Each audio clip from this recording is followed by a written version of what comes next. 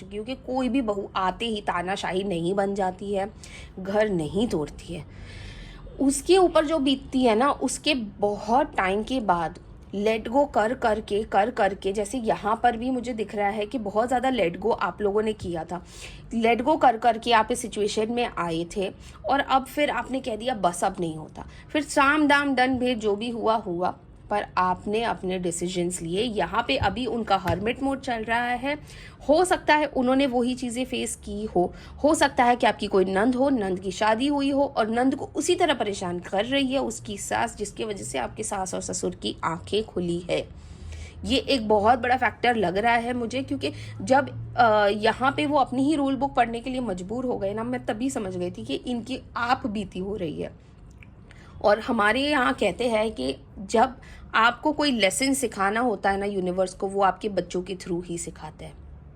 तो आपके बच्चों पे, मतलब आपकी सास की बेटी पे या बेटे पे कुछ तो गुजर रही है जो वो आपके साथ कर चुके हैं, जिसकी वजह से आज उनकी आंखें खुली है, जिसकी वजह से आज उनका हर्मिट मोड चालू हुआ है और वो पछता रहे और एक नई उम्मीद लेके बैठे हुए हैं कि उन्हें माफ़ किया जाए। देखिए, माफ़ करना नहीं करना आपके हाथ में है, पर लेसन मिल चुका है उनको, समझ ज़रूर गए हैं वो और बहुत अच्छे से समझे हैं। आज भी मतलब इस वक्त तक उनका हर्मिट मोड चल रहा है। वो अपनी ही बोली हुई बातें, अपने ही किए हुए सारे स्टंट सोच रहे हैं, समझ रहे हैं कि ऐसा क्यों किया, ऐसा क्यों किया। हो सकता है सोसाइटल प्रेशर था, बहुत सारी चीज़ें हो सकती है। तो कहीं ना कहीं उनको सबक मिल गया है, उनको उनका कर्म आके उनके सामने खड़ा हो गया है आईने की तरह कि जो आप करोगे यहीं भुगतोगे। तो ये वो समझ चुके हैं।